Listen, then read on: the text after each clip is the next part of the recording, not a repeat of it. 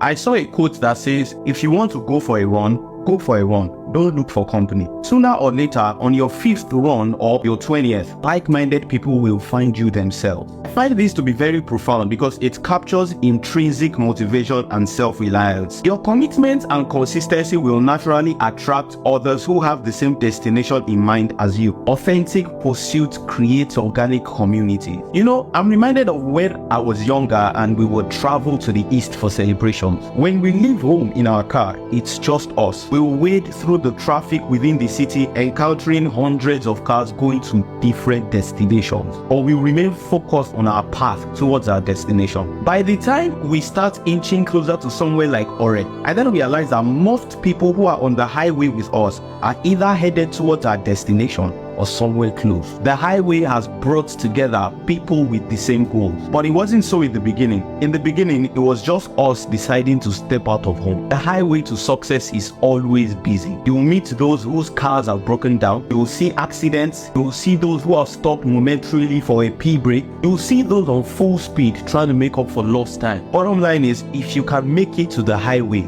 you will meet fellow travelers. But you have to make it to the highway first. And that is usually solo. So for a period on your journey, you have to be the company that you seek.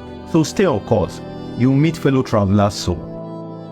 I spoke at the Tech Summit Ogun State 2 years ago and then decided to visit the Olumo Rock thereafter. Our guide was this calm lady. Climbing the mountain was routine at first until when we started to navigate what I would call the treacherous path. I started to be more calculative with my steps. But I watched our guide. She was practically gliding on the rocks with ease. Now, I got to a point where I knew if I took another step, I would plunge to my death. Because I looked at the platform where I was supposed to place my leg. It was too lopsided. I was so sure before. I took off my shoes and wanted to turn back. But the view backwards was even worse. I started to wonder how I even made it to this point in the first place. But this guide was incredibly calm. She just told me to take the step, that it was not as bad as it looked. Of course I refused. She then came to me, then took the step casually, and then told me to follow suit. So I did, cautiously, but I was proud of myself. But then I studied her for the rest of the tour, and that's when I realized that she took some steps without even looking. Muscle memory.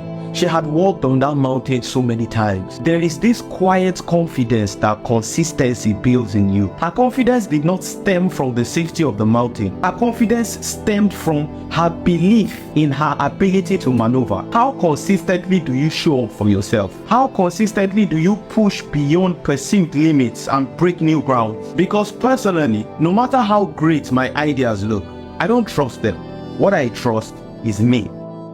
I saw a video of a storm at sea. The video was taken by someone who was aboard a large vessel. In spite of its size, the tempest was pushing the large ship here and there. The tide would sometimes rise to what I can only imagine is about 20 feet above sea level and come crashing down on the ship. It was a very scary sight, very scary. And then I suddenly realized that this was the same storm that sailors navigated with just a wooden boat and a compass about 500 years ago. These sailors ventured into the unknown, braving vast and unpredictable waters. No technology, just a wooden boat, a compass, and a lot of courage. There was no guarantee of a safe passage or a successful return, but their determination to sojourn, explore, survive, and thrive drove them forward. All of a sudden, all of my excuses felt very small. If these sailors could confront tempestuous seas in a wooden boat, what is that content that I can't put up? What is that business that I cannot start? What is that personal challenge that I cannot confront and surmount? Everything that makes those sailors human is also embedded in me. The same strength and resilience they had, we have it. The only difference is we cushion ours with excuses. As of today, the year 2024 is 80% complete. For the remaining 20%, let us tap into that same adventurous spirit and face our storms head on. You have your excuses and they are valid, but how far have they brought you?